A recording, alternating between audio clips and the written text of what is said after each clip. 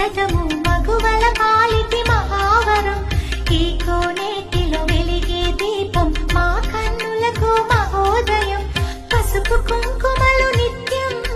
కంటి రెప్పల కాచి తన కనువులోన సగ భాగం